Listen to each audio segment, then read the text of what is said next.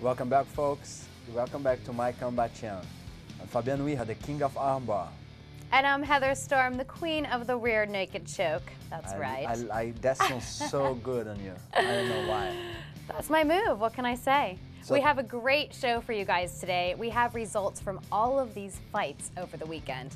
Resurrection Fighting Alliance 4, World Series of Fighting, and of course the UFC on Fuel TV 6. All happening right now. UFC on TV 6. Yes. Was kind of like, boom. Shock everybody. Everybody was like, what just happened?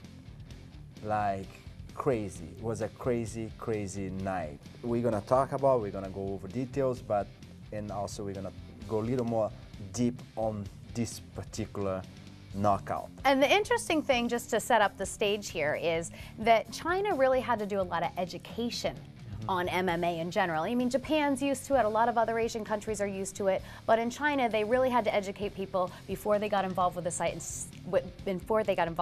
and say, hey, here's what MMA is all about, here's what you can expect, here's the rules, and they did a lot of education beforehand to really get the crowd excited about it. Well, it's not that they're not being followed.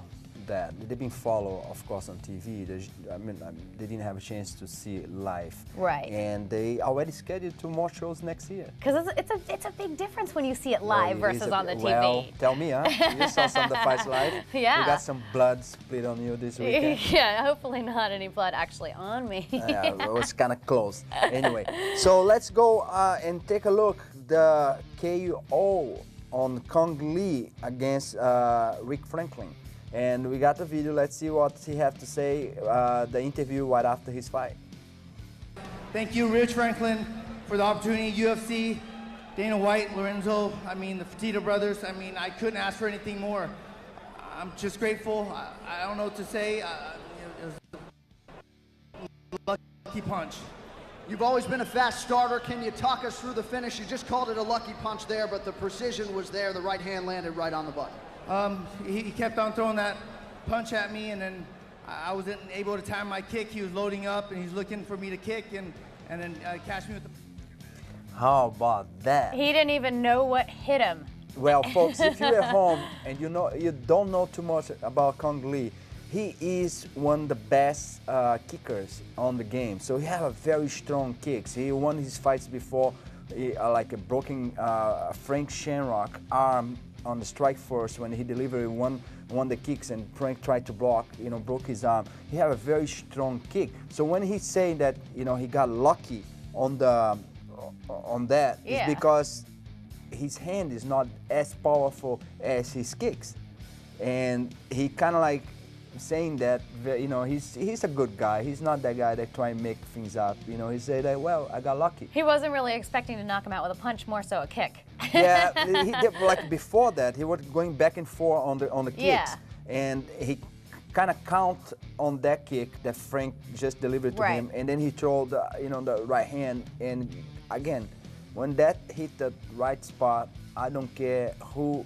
is there, they're gonna go to the ground. Yeah, and Rich Franklin said, you know what, I gotta go watch the video because I don't even know what happened there. It was just so out of left field. But Cung Le said I was timing it, and I planned it out, and I was ready for it, and I got lucky and I hit him right in that right spot. And it has to come to that, right? I mean, you can train as hard as you want and you can prepare as much, but when it comes down to that millisecond of that chance, it is come down to luck, right? Believe me, you're talking to the right guy, because I have been there. I have got knocked out before, then I was like, what happened? Right. Anyway, I don't like to talk about that. Let's move forward. That gives them the best knockout of the night. Right. And also was the submission of the night. Submission of the night. Thiago Silva and Stanislav Nedkov, got submission of the night. Actually, it was the only submission of the night. Yeah, it was the only one. That was easy one to win. So. And also Takanori Gomi and Mac Danzig for the best fight of the night. So that was the bonus, and they delivered $40,000 for that. Normally they do 75, maybe because tax in China. Anyway, that's something that they need to discuss later. Better than that, we're gonna bring very fast today from you guys what? Top 10 lightweight. Let's bring it on. Hey everyone, I am Erin Gales, and this is your top 10 lightweight division.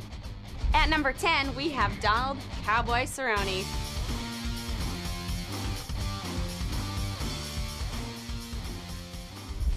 At number 9, we have Eddie Alvarez.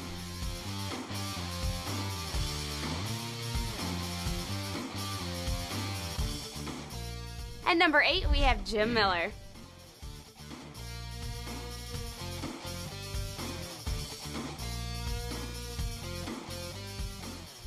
Number 7, Michael Chandler.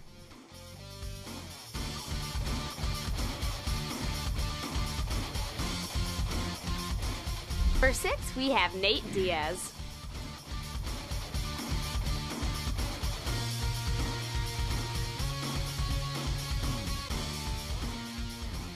And at number 5, Anthony Showtime Pettis.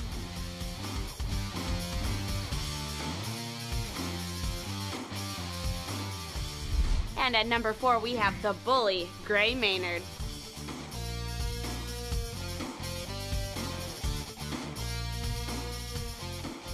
At number 3, we have El Nino himself, Gilbert Melendez.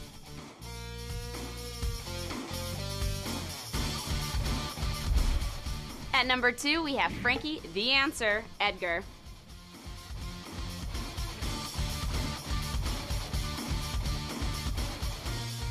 And at number 1, we have Benson Smooth Henderson.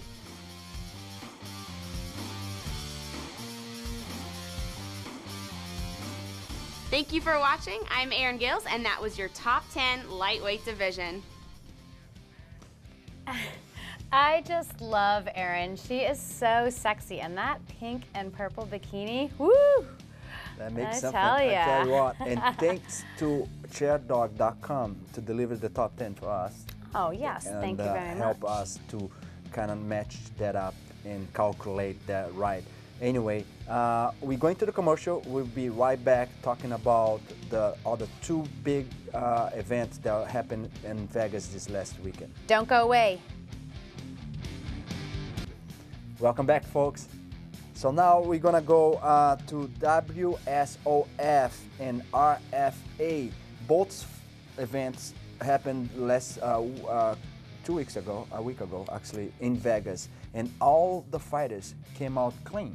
How about that? Finally, that's a really good result. I like that. You know, I like to hear something like that. You know what? I love that because it's like we have so much problem. You see, like so many people getting suspended because every the week we trash. have something to say about somebody getting suspended for some type of drug use, whether it's marijuana or steroids or who knows what. But you know what? Not last weekend. Everybody turned out clean, and that's it's a relief. It is a release for a lot of people, I think so, and you know, also for the promoters, of course. They, you know, they kind of can say they run a very clean organization. You know? But again, the promoter doesn't have nothing to do with the whole fact of the, you know, the fighters trying to get a little push to in their performance, you know. So anyway, we're gonna go over the results. If you didn't have chance to check, was one like we did. You interviewed some of the fighters. I did. And a very good organization is definitely, and we're talking about, first we're going to talk about WSOF and the World Series of Fighting. Now this is a new promotion. This was their debut in Vegas at the Planet Hollywood last weekend, 2 weekends ago, excuse me. And we were there, we covered it, and this was a very well put on event, let me say. It was nice. It's kind of like, I can definitely say that UFC, you know, should put some money on the side because you don't know how UFC buy every single organization. They kind of get into the, you know. They're looking at it. They're looking at it. So it's another one you're gonna have to spend some money and buy that one out. Well, that's the whole deal with the World Series of Fighting. They're taking the guys that, you know, aren't in the UFC quite yet or have been or are making their way, and they're saying, hey, we're going to do stuff with them. So let's talk about who won. Tyson Steele. He beat Gregor Gracie with a TKO first round. Very, very very upset situation because the Gracie was kind of dominate the fight the whole time. He have a couple submission going on, and then somehow he versed that and he got ground and pounded, against Tyson. That was a bomba. Never know what's going to happen. Never and know. then Tyrone Spong from Suriname beat Travis Bartlett with a knockout in the first round at 3 minutes 15 seconds. And that was quite amazing. That was good. How about that kid? You have a chance to talk to him, interview him. He's He is from such a nice guy. Suriname. He's from Suriname. Suriname is a very small country. I know, you still can't say it. South America, yeah. In South America. Yeah. And it's such a small country settled by the Dutch, but he's from there. No one knows of this country. It's very small. They have a kickboxing. Very humble kid. He's good looking. He's talking. Very polite. And he has over 100 kickboxing fights. So it's the first MMA fight, but he been around, on the ring. For a while. Yeah. There he is, right boom, his knockout was done. Crazy. It was like, what happened? It was one of those what happens to me. What happened? Oh, he's done. And then we have Marlon Moraes against Miguel Torres. Miguel Torres. That one's a decision. Yes, and it was a split decision. As we were there, everybody was kind of like half of the place was booing, and if the result was the other way around, should probably cause the same thing. Is that it was very close fight. They were going back and forth, and if you guys know Miguel, he has a lot of UFC fights, and Marlon is from Brazil, Very nice guy. Very I got nice to interview kid. him as well, and he was just so thankful. We're gonna kind of bring these interviews up, as we're going, to the week. But let's move forward. Anthony Johnson against DJ Lindemann. Got a knockout in the Wow, first round. I knew it. But Anthony, he actually told you on the interview that he's very comfortable on that weight division. He doesn't have to cut any, too much, and he's made away very well. Yeah. And walk in, knock the lights off DJ. Just check that out. It's right there. He have a very powerful hand. It's like unbelievable. Swing, couple trains, and it's not there yet. It's not there yet. It was just standing, as I do remember, close to the fence. Yeah, because it was 4 minutes in, and almost that. And there he is. And then of course, that's what happened sometimes when you're live. Andrei Arlovski. Yes, versus Devin Cole. And he told me in the interview that he was going to do his best to knock him out, and that's exactly what he did. We're gonna see that. Let's take a look on the photo. I think we gotta think of a photo or video. Let's take a look either one or the other one right now. That's the photo, the beginning and the waiting, and then a little flash from the knockout. And then we also gonna show the video. Yeah, the interview. I just have to say, interviewing Andre, like he's so stoic, he's Russian and he just stares down with a very stoic stare, and he doesn't have any emotion happening, and I just take him very seriously. He's a serious guy. He took him out a little bit. He made one little joke. Let's take a look at that. Let's take a look at the interview. Any game plan for tomorrow night? Of course, game plan, and Greg Jackson to create game plan for me. I just have to be smart and I have to follow my game plan. You have a game plan, though. Of course, I think everybody have a game plan. So we're going to take him down by knockout or submission? Everybody likes knockouts. We'll see. If I will have an opportunity to knock him out, I will. All right, I'm standing here with Andre, who is the champion of the evening. And yesterday you told me you were going to knock the guy out, and you did. I told you I will do everything possible to knock him out because everybody like knockouts, everybody like exciting fight, and I think it was a good fight. And most important thing for me is that I follow a game plan, so I'm very happy. So now, from now on, are you going to stick with the game plan? I hope so. I hope so. If it's going to be simple, yeah. When Greg Jackson tried to create something like really like interesting and difficult for me, I don't know. But tonight was simple, and I'm very happy. How? There we go. We should bring a little box so you could get little. I know, tolerance. I know. I was looking up at him the whole time. Well, at least it's you, not me. You know. His hands are like twice the size of mine too. I mean, this is a big guy. He's a big guy. It's kind of He kind of intimidating. made a little joke when he said that, you know, like he something about he's a good-looking guy. And he's like, yeah, I know that, something like that. That was the only time that he came out from the freeze. You know, he was very cool. Well, he's the pit bull, right? He I wears know. that mouth guard. Anyway, guys, let's go to the commercial. We'll be right back.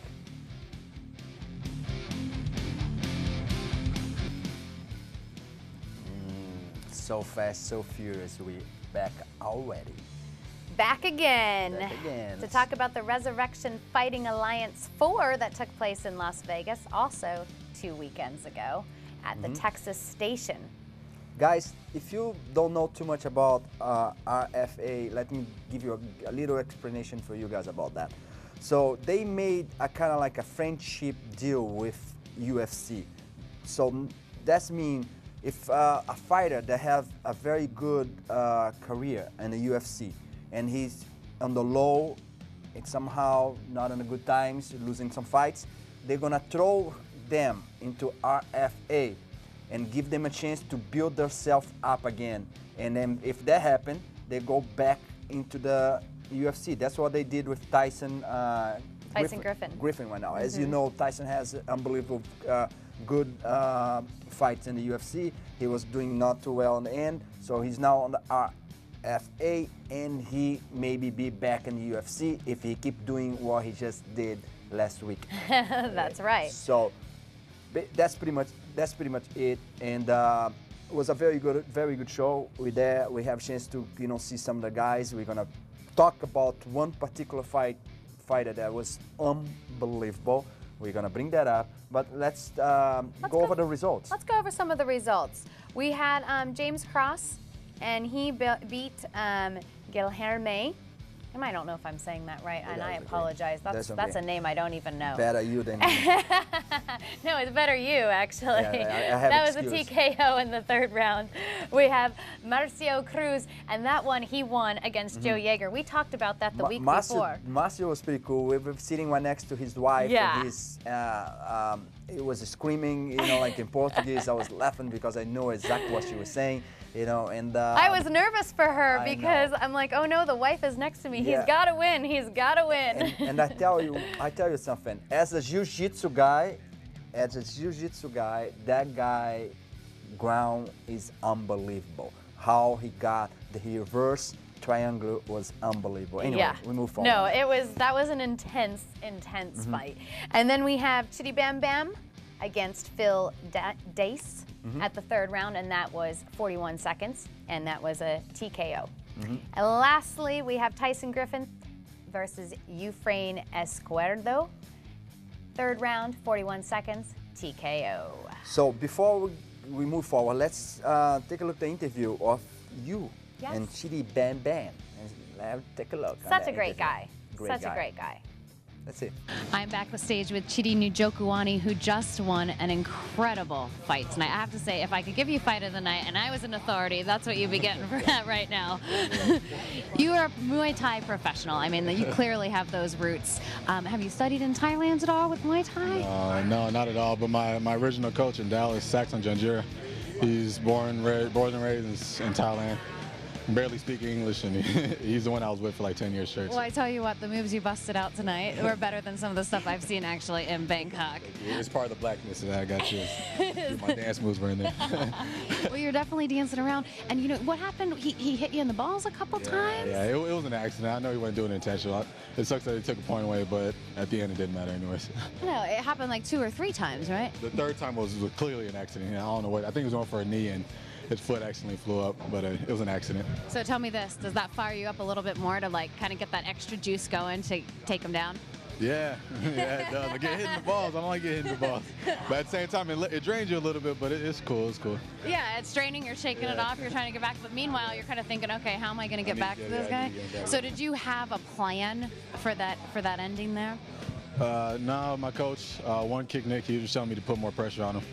and that's what I did, and I got the knockout. We could see it from the fan base. I mean, I could see his eyes start to get more scared and you get more serious. And I was like, oh no, this is not going good for him at all. Tell me a little bit about how you prepared for this fight today. Just train my off. We train day in, day out, 2 to 3 times a day, stand up, jiu-jitsu, wrestling, whatever we did, we just trained. I didn't train on one thing in particular, I just trained as hard as I could. Because I knew the guy was tough, I knew I wasn't going to take him out with just one thing. So I just trained as hard as I could. There are a lot of kicks going on there. That was your Muay Thai background. And then you did some little like jump at the end. What was that? I told you, I put on my blackness. I put on my blackness. I don't know where it came from. I don't know if you have to put it on, but. Yeah, something like that. Well, tell us what's next. Whatever they want me to do. Whatever RFA wants me to do, my coach, it's up to them. I don't care what I do. I just like to fight. Now, did you have trouble making weight today, or was that easy for you, or did you have to cut a lot of weight in order to get down to this weight? I cut a good amount of weight, but it's always the same every time. As long as I can rehydrate myself properly, it's not a big deal. Wow. So now let me tell you guys a little bit about Bam Bam. If you don't know, if you never heard about him, just keep your eyes on him. If I give you a combination, okay, he is a combination between Jon Jones and Anderson Silva. You get the best of Jon Jones and the best of Anderson Silva, and you're gonna get Bam Bam. That you're saying, is him. So he has the kickboxing. Mm-hmm. He has the takedowns and submissions. Yeah. Not only that, he knows how to change the game as he's going. As you notice, he was getting better and better every single time, every single round. Okay, the kid is no joke. And he got kicked on his private 3 times on that fight. I felt so bad when that was happening. I mean, I'm like, is this guy doing it on purpose at this point? Well, or does he just have a really big something down there? I What's thought going about on? that too. I felt like, what the hell? Was his strategy to, kick him in the private, So anyway, I think that just made him more mad, honestly. Guys, just keep that name up, and we're gonna talk about that later on. How can we find us? Let's find us on Twitter at My Combat Channel. You can find us on Facebook, My Combat Channel. My Combat Channel everywhere. You guys got to check us out. Follow the up-to-dates. When I go behind the scenes on the fights, you'll see pictures and up-to-date results on the fights on Twitter. Anyway, guys, have a wonderful night. See you guys tomorrow. See you later.